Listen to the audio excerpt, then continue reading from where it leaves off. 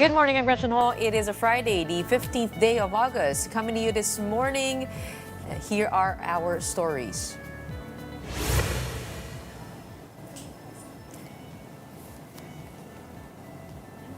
Baguio Mayor Benjamin Magalon's offer to head the investigation into alleged corruption in flood control projects has been rejected by Malacanang. According to PAL's press officer Undersecretary Claire Castro, the president has a pre-existing mechanism for the probe. The campaign against online gambling intensifies as the Bangko Sentral ng Pilipinas mandates that e-wallet apps scrub all links to gambling platforms. And for a deeper look at this directive, we will be joined by Senator Tulfo later in the program. And according to a new study, the allure of more gains, higher bonuses, and convenient access on unregulated gambling platforms comes with significantly higher risk for users. The research also found that e-sabong continues to thrive despite the ongoing ban. Welcome to our program, Morning Matters, where we talk about the issues you need to know for the rest of your day. Now, first on the agenda, the Bangko Sentral ng Pilipinas has ordered the removal of online gambling links from e-wallet apps, a move expected to hit players who rely on the easy access of these digital platforms. More in this report. 32 million adult Filipinos are online gamblers. This is according to data from the Philippine Amusement and Gaming Corporation or PAGCOR as of July 15, 2025.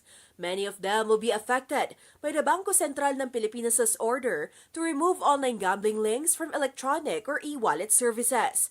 Like Jobay, a single mom who admits that online gambling is her pastime. She finds it convenient to access through her e-wallet app. Mas gusto ko po yun na ganun pa rin na huwag tanggalin sa GCash yung madali po kasi parang pag cash in mo kaagad, nandun na kaagad sa account. Rico, not his real name, a jeepney driver, admits using the money he earns from his daily boundary to gamble online. Nakakalimutan ko po yung mga problema ko, siyempre. Oo, tapos? Wala na. Pag wala nang cash in, doon ko na naalala uli. Kung nabaon talaga, nasira lang talaga yung hanap buhay ko. Nawala na yung pamilya mo dahil lang sa scatter. Mas mabuti mawala na yung habang buhay. Marami talagang nasisira talaga dyan. Marami pang masisira. While access to online gambling is now being tightened for ordinary Filipinos, it has long been prohibited for all officials of the Department of the Interior and local government and local governments. According to a memorandum order from the agency, any participation in or access to online gambling is banned. This order covers not just DILG officials, but also all elected provincial, city, municipal, and barangay officials. Officials of the PNP, BFP, BJMP, NAPOLCOM, as well as the National Youth Commission, Philippine Commission on Women, National Commission on Muslim Filipinos, and the Philippine Public Safety College. Contractual employees, however, are not covered. Those caught violating the order will face administrative or criminal charges. Despite this, the DILG admits the directive is not easy to enforce. It is virtually impossible to police them. Dapat may self-limiting ang mga heads of office na yung mga sites na yan ay hindi na pwede pumasok sa Wi-Fi system ng building. Senate President Cesar Escudero and the Office of Senator Robin Padilla have directed a probe into reports of marijuana use by a Senate staff member inside the upper chamber. This is after two separate complaints to the Office of the Sergeant-at-Arms concerning an unusual odor coming from the ladies' comfort room near one of the Senate's extension offices. On Tuesday, a staff member from Senator Ping Lacson's office reported that the smell resembled that of marijuana. The report noted that the only person inside the restroom at that time was identified as Nadia Montenegro, a political affairs officer in Senator Padilla's office. But when the guard on duty approached Montenegro, she said she had just been using vape. Still, Lacson insists that there should be an investigation on the matter. Hindi maganda talaga. Isipin mo, Senado yun eh. Tapos mga amoy na amoy parang Amsterdam. Identified naman kung sino yon. Alam ng OSA eh. Alam ng mga gwardiya doon sa Senate kasi sila nakakita. Malacanang has rejected the offer of Baguio City Mayor Benjamin Magalon to lead the investigation into alleged corruption in the government's flood control projects. More in this report. Baguio City Mayor Benjamin Magalon claims he has information linking 67 congressmen to alleged kickbacks from flood control projects. Speaking on the Dead Filon and DJ Chacha program, Magalon revealed that informants have discreetly sent him digital copies of documents and figures related to the scheme. While these are not yet hard evidence, he described them as highly credible. Marami na ring nakikipag-ugnayan sa akin para magbigay ng information. Meron na rin silang gustong ipadalang mga dokumento. Meron na rin mga nakukuhang mga dokumento na mga digital copies na talagang very discreetly yung pagkapadala nila sa akin. Meron mga binanggit na mga figures. So, all of these are actually leads lang. We consider them as leads. Hindi pa ito ebidensya. Opo. Kailangan pa kailangan pa ng evaluation, pero ako na nagsasabi na very credible. Because of this, the mayor said he is ready to lead the investigation. However, the palace said that's no longer necessary. Instead, it urged Magalong to submit his findings directly to President Bongbong Marcos. Kung ano man po ang meron siya, maaari niya po ito maisumiti agad-agad sa ating Pangulo para yung sinasabi po nilang 67 congressmen, at mukhang sila ay identified na ni Mayor Magalong. Hindi pa po ba mas magandang maibigay na niya ang report na ito sa ating Pangulo? At kung kinakailangan maidemanda o makasuhan ng may sapat na ebidensya, agad-agad natin po itong dapat gawin. Palace Press Officer Undersecretary Claire Castro said the president has already set a mechanism for the investigation. She added that any contractor found involved in anomalous flood control projects should have their government contracts terminated. Speaking on the big story last night, Magalong said that while he understands the decision of Malacanang, he emphasized the importance of a third-party investigation. Hindi naman ako nagpupumilit Para naman ako nagmamakaawa sa kanila. Hindi naman ako nagpumilit. Nag-volunteer lang ako sa kasakaling wala sila kasi wala silang makita pa. Unang-una, just would like to emphasize that the investigation should be conducted by a third party, an independent body. That is actually the intent. Yun ang gusto kong ipahiwatig sa kanila. Hindi yung mismong mga akusado, kaya yung mga kung sino yung mga involved, sila rin na mag-iimbestiga sa sarili nila. Kumbaga, it's a question of moral ascendancy. Para mong sinabihan yung kriminal na, okay, sige, imbestiga mo na yung sarili mo, tapos kumuha ka na rin ng mga ebidensya, tapos pailan mo na rin yung kaso mo. Ganun ang nangyari. Hindi naman pwedeng ganun. Kaya hindi po ako nagpupumilit. Nag-volunteer lang po ako. Chinese state media has released a so-called video expose showing what it claims were dangerous maneuvers by a Philippine Coast Guard vessel near Scarborough Shoal last Monday. In the 26-second clip, the PCG ship is seen speeding in front of a Chinese Coast Guard vessel despite repeated warnings from Beijing to stand down. According to Chinese reports, the video was taken just moments before a Navy warship and another Coast Guard vessel from China chased the PCG, an encounter that ended with the two Chinese ships colliding. Philippine Navy spokesperson for the West Philippine Sea, Roy Vincent Trinidad, said China should have learned its lesson from the collision. He added that Beijing should protect its personnel and not use them as bait. Meanwhile, Maritime Affairs expert attorney Jay Batong-Bakal dismissed the Chinese expose as nothing more than a bluff. Kung sakaling ipipilit niya yan, they'll have to go to court and then they'll have to prove who actually has sovereignty over Scarborough. Hamak na mas marami tayong ebidensya kaysa sa kanila. I hope that the leadership of the Chinese Communist Party would be able to look after the welfare of their men and not make them cannon fodder. Coming up, Sabong is still thriving despite a nationwide ban. A recent study on unregulated gambling has revealed. Let's talk about that and more with the Fourth Wall Research Director, John Braille Bae, when Morning Matters returns after a quick break. Keep it here on One News.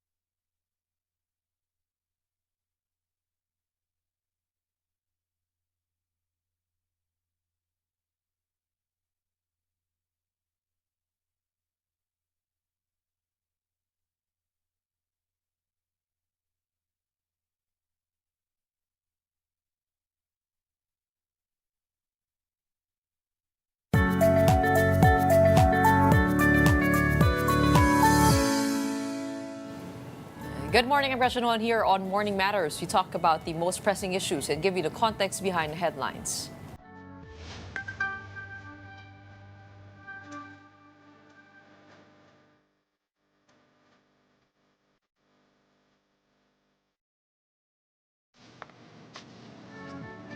Illegal online gambling sites in the Philippines outnumber licensed platforms hosting around 5,000 games, 72% more than the 2,900 on the legal sites. Now, that's according to social cultural research firm The Fourth Wall. The study also reveals that most players are casual, low-stakes users. They typically spend less than 5,000 pesos per month and play a few times a week, treating gambling as entertainment rather than a serious source of income. While the majority oppose a ban on regulated gambling, players want accessible, well-regulated platforms and stronger crackdowns on illegal operators. To shed more light on the study, we have John Braille Bae, Research Director at The Fourth Wall. Good morning. Thank you so much for joining us on Morning Matters. Good morning, Gretchen, and to all your viewers. Okay, before we go to your study, tell us a little bit about The Fourth Wall. Who comprises your team? Well, The Fourth Wall is a socio-cultural research firm, and basically our focus is to understand the behavior of the Filipinos. That is why our hashtag is We Know the Filipino. So that's our main focus. Pero is this tawag dito, volunteer work or is No, this... it's a commercial research firm. Okay. Yes. Okay, who commissioned this study into online gambling? Well, this study is an independently made study by our team. And the reason why we did this study is because we were concerned that there is a raging debate about the online gambling, and yet when we did our digging of the data, there is no available data about the behavior of in online gambling. Okay, so what comprises your scope of the online gambling space? Well, we have two parts in the study. The first part of the study was a survey among 1,250 online gambling players nationwide, wherein we try to understand what motivates them to use the online gambling platforms, in order to understand how policymakers can shape. And most of behavior. these players were at what age range? Well, most of them are millennials, so age 26 to 35. Paano mo na-identify sila? I mean, ito ba ay talamak sa edad na ito o talagang pumili kayo ng millennial? We didn't filter it according to age. We did a random sampling across the nation. And what did you notice? What were the findings of your study? Well, the main finding is that most of these players, most of these online gambling players, play not because they are seeking higher income. Instead, they are playing either because A, they are curious, they want to try it out. B, they are bored and they want to be entertained. And or C, they were invited by their friends. Yeah. In fact, 92% of the online gambling players that we surveyed said that they were invited by their friends or their relatives. So this is more of a casual thing for these players, a social, casual endeavor. Correct. That's them. correct. Yeah. And given that observation, how attached are they to these gambling sites? Kaya din ba nila bitawan na lang dahil casual lang? Ito ay parang kumbaga parang bored lang sila? O it starts from there and then eventually escalates? Well, according to our survey data, when we asked them what would they do if there is a total ban of all online gambling platforms in the Philippines. And surprisingly, we found that 75% of them said that they will go to the unregulated spaces. Kasi na-addict na. Yes. Sa game. Not necessarily, but it's more because of the motivation that lies beneath And what is the playing. motivation? The main motivation really is leisure, entertainment, and also socializing because their peers are to a Correct, certain correct. degree, they're But pressuring now them that the to play. BSP has instructed the e-wallet apps to uncouple from these gambling apps, isn't it so much harder now to get into the game? Kasi isa-isahin mo pa yun eh. Kung nga ito yung game na gusto mo, pupuntahan mo, mag-log-in ka, tapos magbabayad ka pa, maglalagay ka ng pera. Hindi ka tulad nung sa e-wallet na medyo madali, seamless, kumbaga may lead to the app na di ba? Isn't that enough of a deterrent? Baka sinasabi lang na they would want to jump ship to the website and they're okay to do that. Based on our findings, it seems that it wouldn't be sufficient to curb the shift of these online gambling players to unregulated sites because the e-wallet advertisement, the e-wallet connection is just one of the ways that these unregulated platforms are attracting players to their sites. We have to remember that they're also doing aggressive marketing in social media. Correct. Some, we also observed, are using legitimate links to attract the players to their site. So, in a way, they're also Pero engaged kasi in kung phishing. hindi naman para sa income, additional income, at dahil lang ito sa boredom, you would think that if it gets too much of a stress already to be able to access these gambling platforms, parang that would override yung parang enjoyment that they get from the app itself. Yes, to a certain degree, Gretchen, that's true. But yun nga, there are other means for the platforms to attract them, and behaviorally, it will still lead them to those sites, diba? Okay. Yeah. So as long as they exist in the space. Yes, correct. Okay, I want to go to your study on e-sabong. Is that a separate study? Because you also released you did a study on this after the nationwide ban on online cockfight betting since December 2022. What did that show? Well, just to put it into context, the main focus of our second study is really on unregulated online gambling platforms. And So wala sa e-sabong?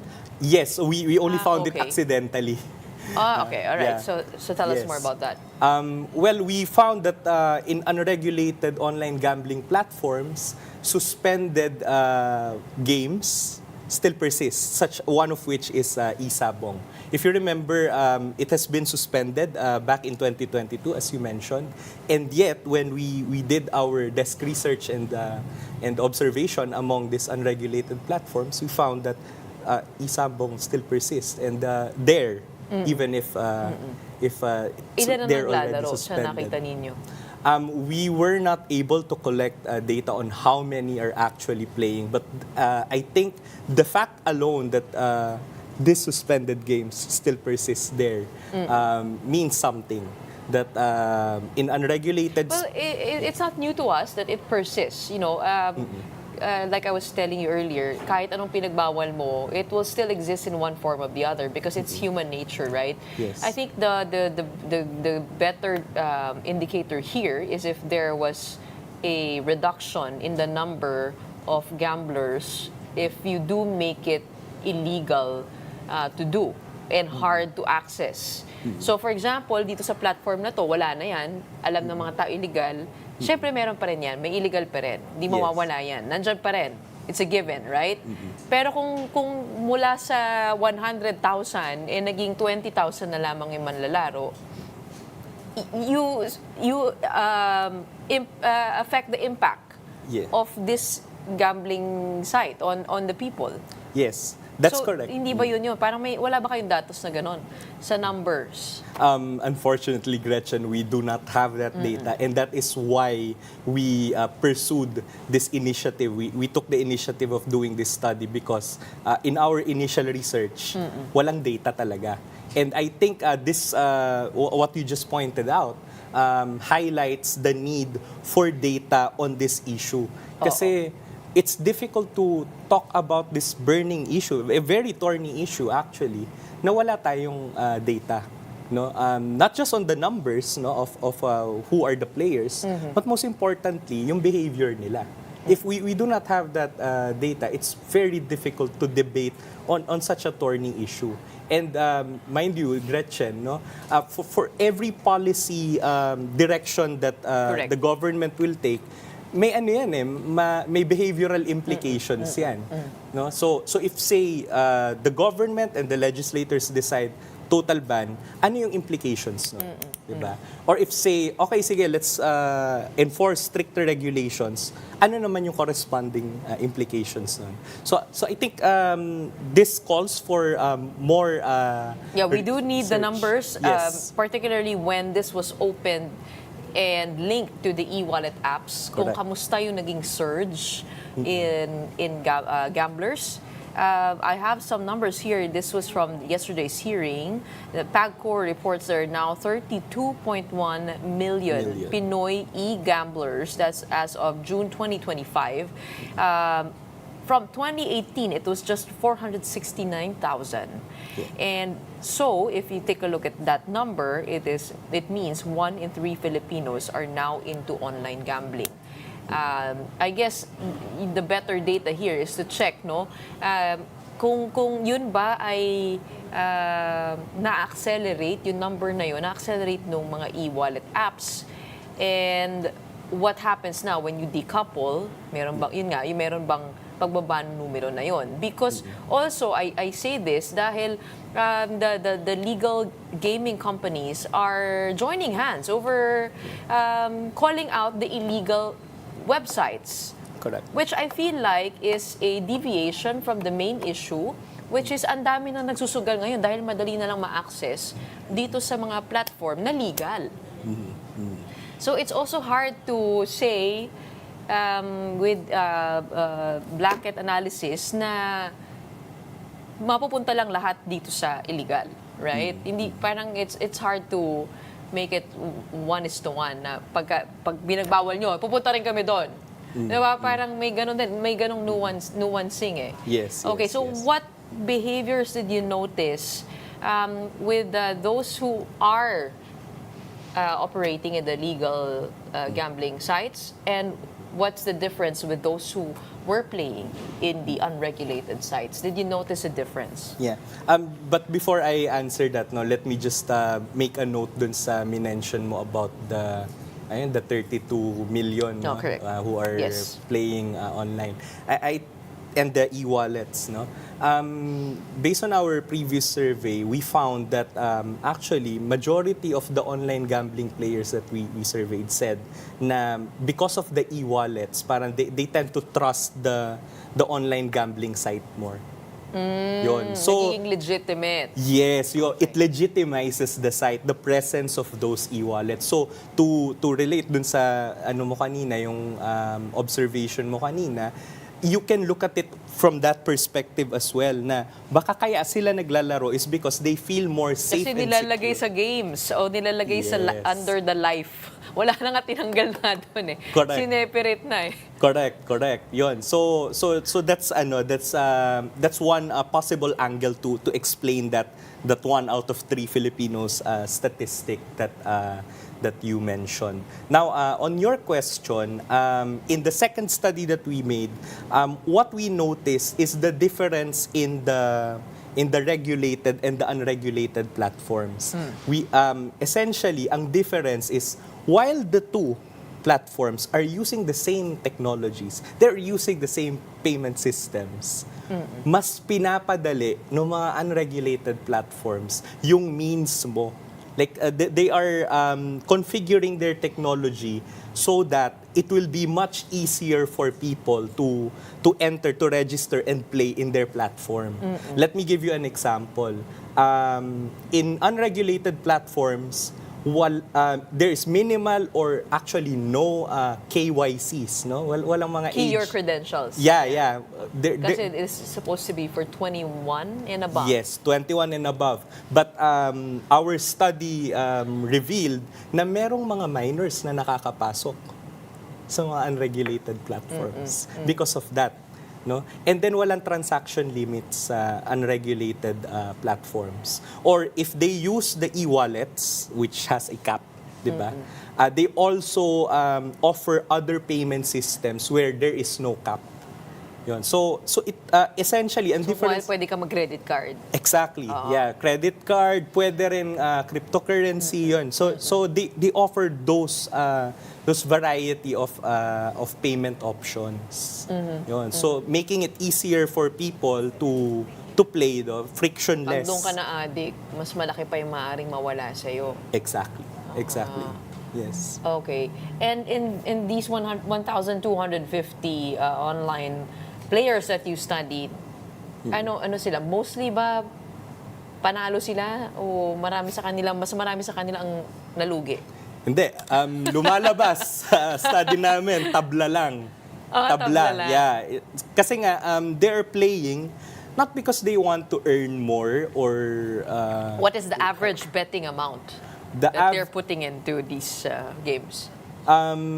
If I recall correctly, it's around 1K to 2K on average per month. Tapos yung... And they don't mind losing that amount? Yeah, they don't mind losing that amount. Okay, kasi yesterday, doon sa hearing, merong nag-testify na nagbigti yung kanyang anak dahil nga parang nalulong dito sa bisyong ito.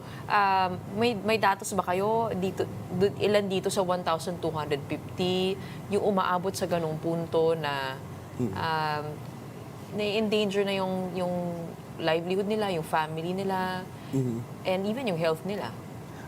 Walang lumalabas na ganun sa dun sa data namin kasi it's a quantitative survey and we were not able to capture any of those anecdotes or the narratives that you mentioned. Okay, maybe yun ang susunod. Yeah. Part 2 of that or part 3 of that research, right? I guess there's more to learn about this, and I think it's of course worth looking into. Pero enjoyment lang talaga, entertainment lang talaga. Yeah, it's the reason. Looks based on the data, yes, that's what the data indicates. It's probably also the dopamine high that they get and the escape, the allure of that feeling that you're winning in life, even through just gambling. And to add also social influence. Yeah. It's a very social activity. Pinagmamalaki nila yon sa isa't isa na naglalaro sila. Yes. That one, we have evidence from the data. Okay, maraming salamat sa iyo. Thank you for giving us insights. We'll throw that information to our next interviewee who could do something about it. In the meantime, we have John Brial Bae, Research Director at the Fourth Wall, talk to us about their latest study on online gambling. And coming right up, when we return, our conversation on online gambling continues. This time with Senator Erwin Tulfo, chairperson of the Senate Committee on Games and Amusement. Don't go away. Morning Matters will be back after a quick break.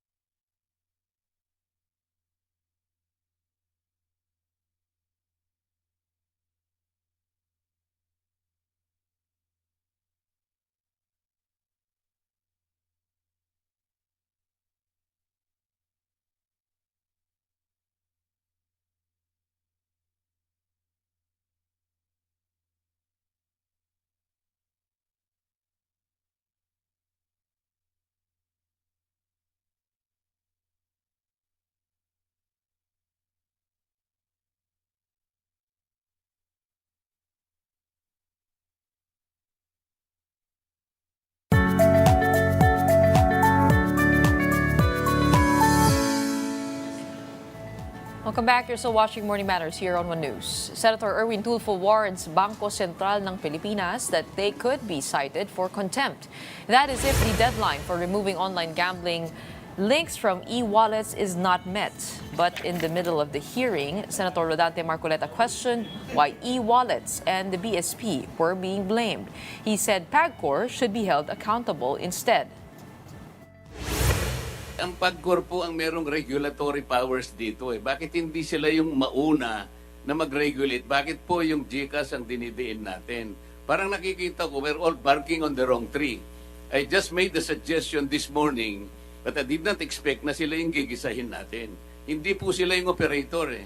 But they are the conduit. I was the one who suggested. Hindi po pwede magtaya yung mga bata kung wala yung... Kaya nga po, ang sinasabi ko, i-suspend nila.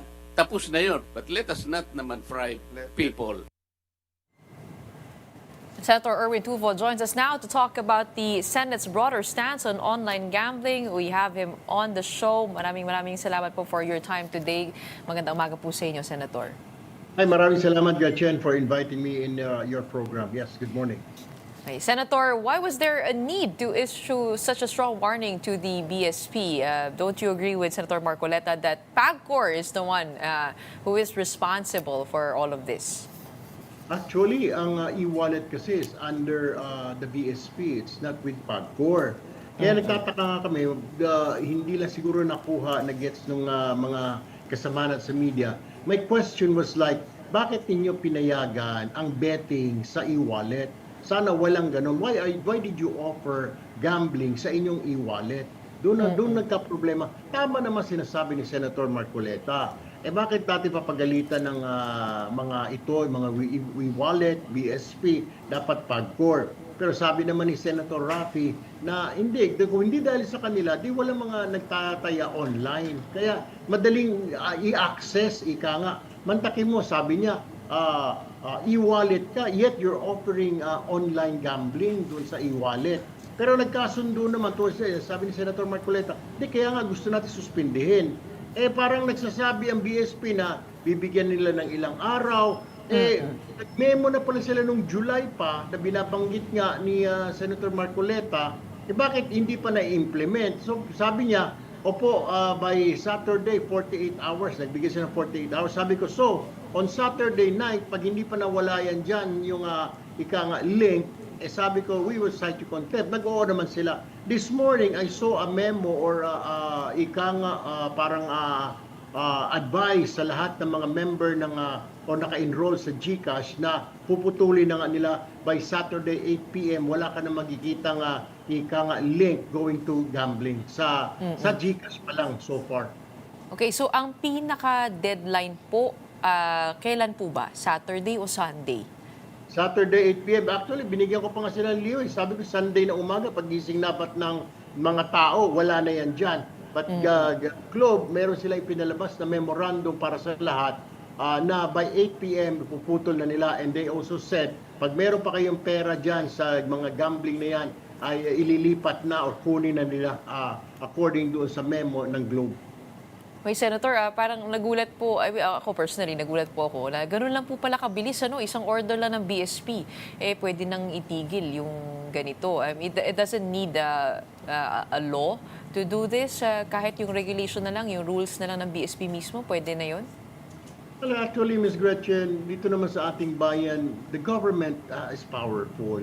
Kung gugustuhin talaga, if there's political will, nagagawa Pero kung may mga kung ayaw, maraming dahilan, etc. Like that, yun nangyari kahapon.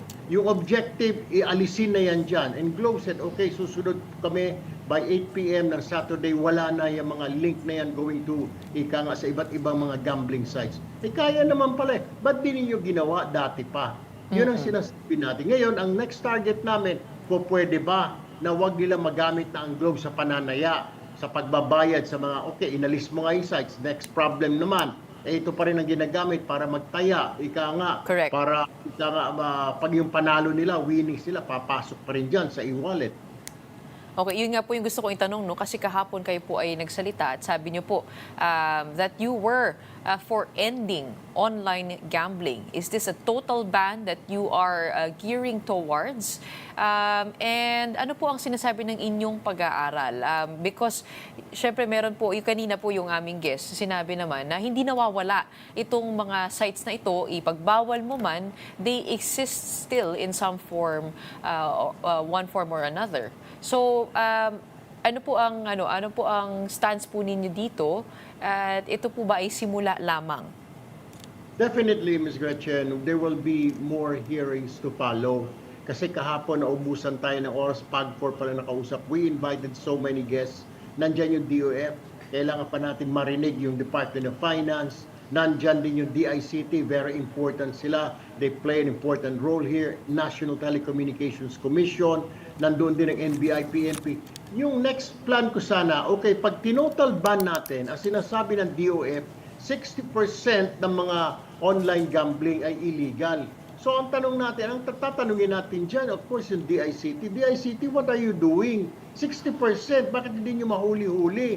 Bakit hindi ninyo hingi ng tulong din ng NBI Cybercrime, ng PNP Cybercrime para mahuli? Tama naman yung in-interview nyo, lilipat lang. After 1 hour, gagawa na naman ng bago. For example, abcslot.com. Magiging after pag hinuli, pag natunugan nila na minomonitor sila ng otoridad, gagawin nilang abcslot.com 1, tapos slot.com 2. Nagbabago-bago at lumilipat-lipat. Kaya nga, ang gusto natin makausap, and I informed the DICT Secretary na baka po pwede, Secretary, pagbalik nyo, maglatag na kayo, paano, ano ang gagawin natin, paano natin mahuhuli. Kasi tama naman yung iba, mag-underground. Case in point, online sabong, di ba? May regulasyon dati, may lisensya, pero pinatigil ng nakarang administrasyon dahil marami nang namamatay, marami nagpapakamatay, etc. Maraming may utang. Pinatigil. Lumipat naman ngayon sa illegal. Tapos hindi mapigil-pigil ngayon ng mga otoridad. Gusto nating malaman, latagan nyo kami ng concrete na solution para kung i-total ban natin, mag-ready na tayo, how do we stop online gambling sa illegal naman, dun sa ilalim na tawagin. Yun nga po, gusto ko po itanong, may datos po kaya yung inyong team tungkol dito po sa e-sabong? Kung, hindi naman po mapipigilan yung pag-exist ng mga illegal websites kasi napakadali po gumawa niyan. Pero may reduction po ba nung mga naglalaro dito sa online sabong dahil hindi na siya legal?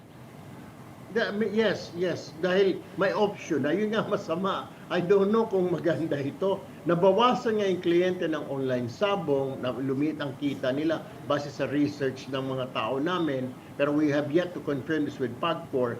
Lumipat kasi marami ng options. Dati, sabong lang. Wala pa itong mga scatter. Mas madaling ilaro yung scatter kasi pindot ka lang ng pindot Mas madaling ilaro yung bingo. Bata pa lang tayo, may mga bingo na tayo. So may mga options na, Miss Gretchen. Unlike before, online sabong lang. Talagang lahat ng tao, pati mga hindi sabongero, naging sabongero. Ngayon, may mga options na. May mga color games, may mga kung ano-ano na. May marami ka ng, kumbaga sa mall, marami ka ng pagpipilian na pupuntahan na tindahan, Miss Gretchen.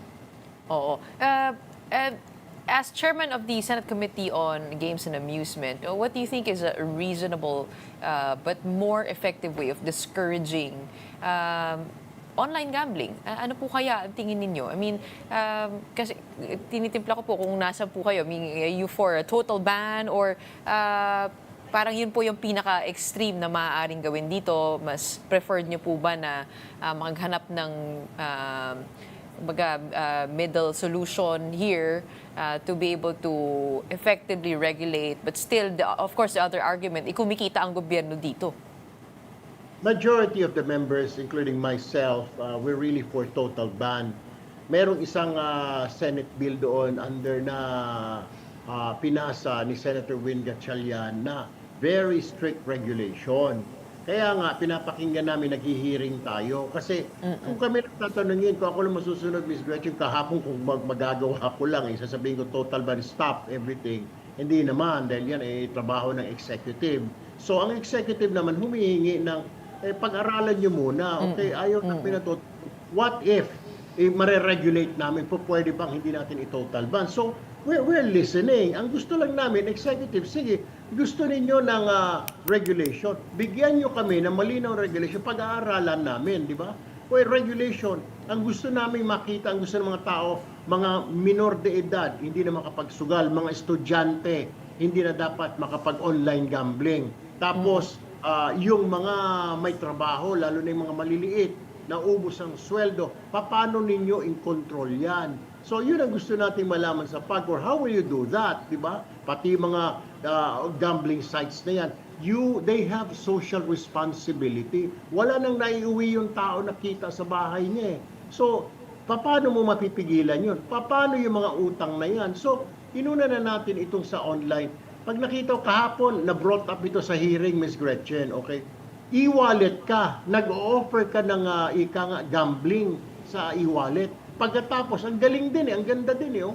Tapos meron din silang app doon na pwede kang mangutang online. So pag naubos yung pera mo sa kasusugal, lumipat ka lang ng app at kukunin mo, mag-apply ka ng loan at mabibigyan ka ng loan. Kita mo kalukuhan na yan. Parang ini-encourage mo pa na mangutang ka para may pangsugal ka. Yun ang gusto nating alisin. Alisin mo ito sa mga online na sa mga e-wallet. Mahihirapan ng kahit papano, mahihirapan yung mga sugarol, lalabas na sila, maghahanap sila ng mga sites. Pero kailangan natin, pigilin naman yung pagbabayad, yung mode of payment, alisin na natin yung mga e-wallet, yung magiging vehicle or tool ng tayaan at saka yung mga patulo na alisin na sa kanila, Ms. Gretchen.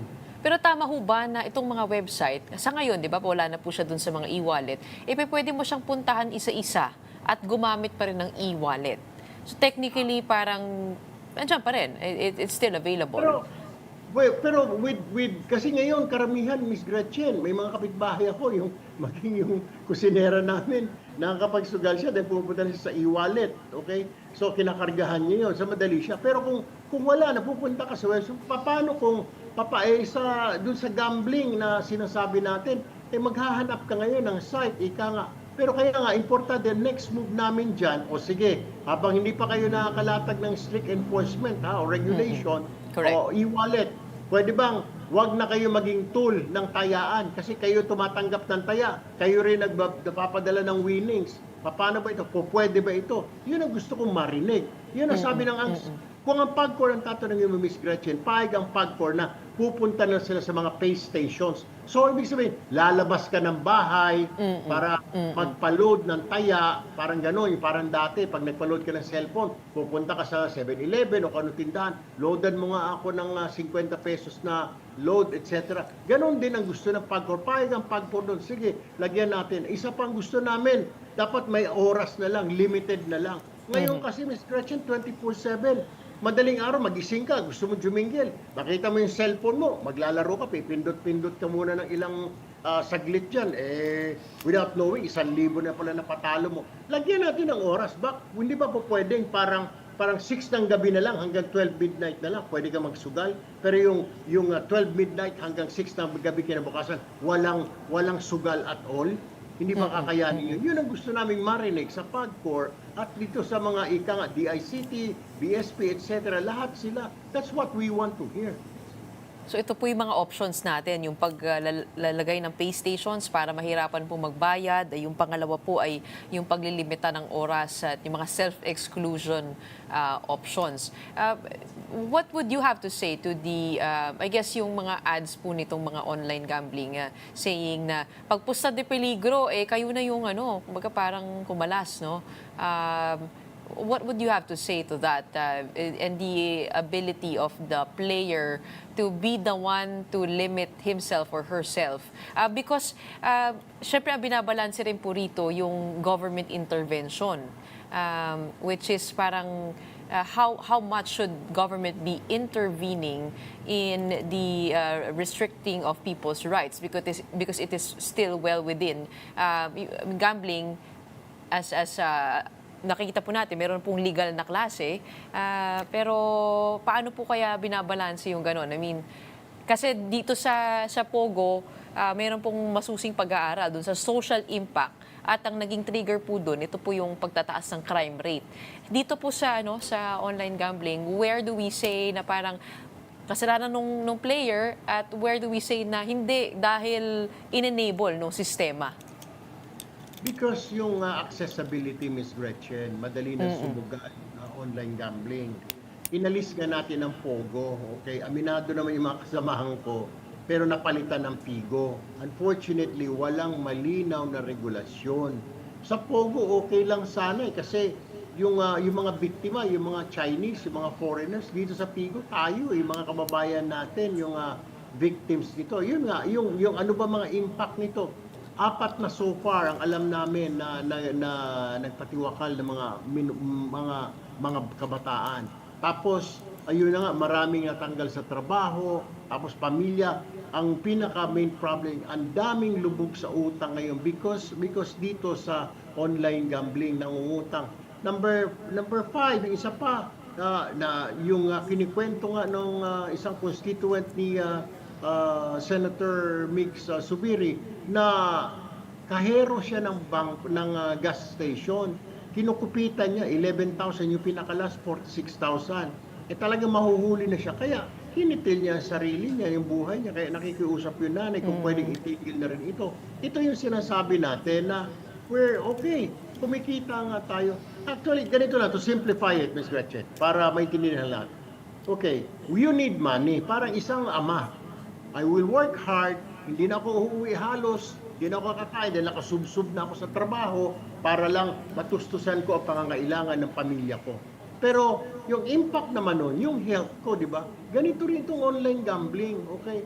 Tumutustos ka siya sa PhilHealth, natutustusan niya yung ika nga Philippine Sports Commission. Pero kung yung impact naman ito, yung mga kababayan natin, ang nadadamay, nabibiktima, tulad ng mga kabataan, hindi nakapag-aral, tulad ng mga magulang na lubog sa utang, kakahiwalay mag-asawa, ano ba talaga, di ba? Kung na-outweigh na ng social ill ang benefits, then we just have to stop it. Ngayon, pero problema at the same time naman, I know what you're saying, Ms. Gretchen, may pamalit ba tayo? I-total ban natin. Kaya nga pinag-uusapan natin, baka pwede. Kasi nakikiusap din ng gobyerno, wag naman total ban, mga senador. Baka pwede mag-usap tayo in the middle, i-regulate namin. O sige, kung regulate, pakinggan namin. Nasaan yung regulation ninyo? Ipakita nyo sa amin. Will this answer to our problems right now? Yung addiction ng 30 million plus na Filipino. Kung i-divide mo yan, Ms. Gretchen, 1/4 of the population are gamblers or sugarol. Ayon na rin mismo sa statistics ng PAGCOR na presented to us yesterday, Ms. Gretchen.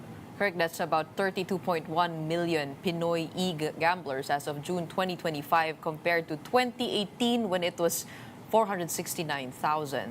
So, tama po kayo. No? Laki talaga, lumobo po talaga. Are you also looking at the possibility of raising taxes for these online gambling companies? Kasi kung mapapansin po natin, parang naglipa na rin po yung iba't ibang kumpanya. Ang dami rin po nilang advertisements.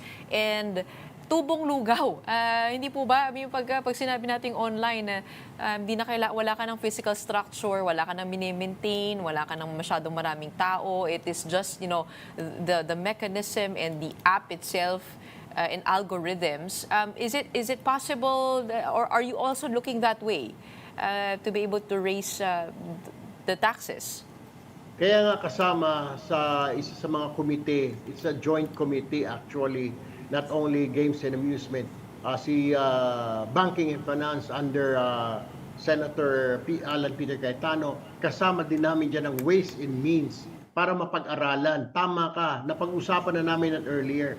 Kung pwede bang taasan na ito. So, nasa Ways and Means na committee na yan, kung pwede i-classify sila na as sin tax. Kasi ngayon, alak sigarilyo lang.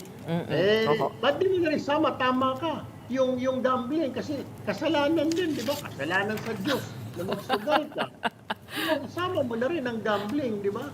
So, tama ka. We will do that. Kaya kasama nga ang Ways and Means dito sa joint hearing na ito. Kasi nung pinag-uusapan po namin ni Senator Sherwin, parang meron lang pong franchise tax Tapos yung yung binabayad po nila dito sa PAGCOR na nire-remit po nila na revenue. Pero yun nga, nagtataka din nga ako bakit walang syntax. Hindi yun limitado sa sa goods. Pwede rin po yung services. Yes, ma'am. Kasi, how do you classify that? Saan sila? Ay, wag mo naman sabihin, entertainment po yan. Yan sugal. Yan nakakasakit sa tao, sa pamilya, sa bulsa. Yung alak, sigarilyo, sa kalusugan. Ito naman sa bulsa. Ika nga sa ekonomiya ng pamilya. So, kailangan, buwisan talaga. Papunta na rin kami doon. As a matter of fact, I will be meeting next week with the Ways and Means Committee to talk about it. Okay. Beyond removing links, what is the next step? I mean, posible rin po makakuha ng datos dito in terms of the reduction. Pag uncouple po dito sa mga e-wallets, is it possible to get the numbers of that kung gaano ka drastic yung pagbaba nitong number of online gamblers? Because do you agree with because the online gambling companies, sabi ko nga parang they join hands in saying na hindi kami ang problema itong mga illegal websites. But on the other hand, yung researcher natin kanina sinabi na legitimize nitong mga e-wallets yung mismong paglalaro. Which do you think is the bigger problem when you take a look at it? Kasi what I've mentioned earlier, Ms. Gretchen, the accessibility. So easy to gamble now, unlike before. Okay. Before nito mga online gambling na ito, you have to go to the casino to gamble. Yun talaga po pwede mong sabihin, keep it fun. Dahil pupunta ka sa casino, talagang pupunta ka doon. Pag nag-dinner ka, yung mga hotels may mga dinner, di ba? Ngayon, hindi. How can you have fun kung talo ka na? Mukhang mali natin keep it fun. Hindi ka pa pwedeng maging happy kung natatalo ka na dahil ubos na yung sweldo mo. So, yung sinasabi lang natin, Miss Gretchen, kailangan kung gusto talaga ng gobyerno na itong online gambling will stay, bigyan nyo kami sa Senado ng isang malinaw, konkretong solusyon. Kung gusto ninyong regulation, bigyan nyo kami at pag-aaralan namin kung papasa. Yung gusto namin, when you say papasa, hindi na makapaglalaro ang mga bata. Hindi na yung mga pamilya, yung mga nagtatrabaho, may maiuwi pa sa kanilang pamilya. Hindi na magkakuwatak-watak ang pamilya. Things like that. Yung medyo mahirapan na, yun na nga, gumagawa ng first idea ng PAGCOR, maglagay nila ng pay stations at doon magpapaload, yung mga talaga magsusugal. So, mamamasahe ka, pupunta ka sa pay station at magpa-load ka doon ng mga chips o what they call it, tsaka ka makapaglaro. Right now, kung may e-wallet, Diyos ko po. Pagkatapos na ito, kung gusto ko magsugal, pupunta lang ako doon sa GCash. Mananaya na ako dahil may load ako, itatransfer ko lamang yung pera ko to doon sa gambling app. Are you also looking at tightening regulations around the advertisements? I know that there's already the involvement of the ASC, pero ano pong tinitingnan nyo sa direksyon po na yon? Yes, si Chairman Tenko yesterday said yung sa mga billboard yun ang inuna niya, they already took it down, yung mga sa airport, etc. Ang next target namin, ang gusto ko marinig sa kanya next hearing, wala na po, bawal na ito. Parang yung sa sigarilyo, Miss Gretchen. Di ba? Wala nang advertisements ka makikita sa mga billboard, kahit saan, pati sa mga websites, wala na, pati sa mga social media, wala na. Ngayon, Diyos ko po, pumunta ka sa TikTok. Nag-TikTok, biglang magpa-pop up yung sugal. Pumunta ka sa Facebook, magpa-pop up sugal. YouTube, sugal. Di ba? So, ito ang kailangan namin sa PAGCOR, na sabihin ng PAGCOR. Pero may sagot na kasi dyan si Chairman Tenko na nakapag-advance na raw ng bayad ng 2 or 3 months. Kaya hindi niya basta-bastang mapababa. At nakiusap daw itong mga gambling sites na, Sir, nag-advance na po kami dyan. So, ang sinasabi niya, nabigyan siya ng mga, I think, 3 months, patapusin na lang, and then after that talagang totally wala na. And I will take his word for now. Okay, we shall await the findings of the Games and Amusement Committee. Thank you so much sa inyong pagpapaliwanag, the different sides that we have to look into this problem that has plagued our society. Maraming salamat po, Senator Erwin Tulfo, for joining us this morning. Thank you, Ms. Gretchen. Good morning. Let's move on over to weather. Pag-asa is not monitoring any low-pressure area as of the moment, but the southwest monsoon or habagat continues to affect several parts of the country. Scattered rains are expected over Metro Manila, southern Luzon, and Visayas. Now, most areas in Mindanao may expect isolated rains still due to habagat. The rest of Luzon may also experience rains due to localized thunderstorms. I guess it is good news, good weather over the weekend, hopefully in more parts of the country. We hope you have a great Friday to Sunday. It is a payday Friday after all. That wraps up today's episode of Morning Matters. We hope we've given you the right start to your morning. Let's go ahead and make the day matter. My name is Gretchen Ho. We are One News, all sides, all the time.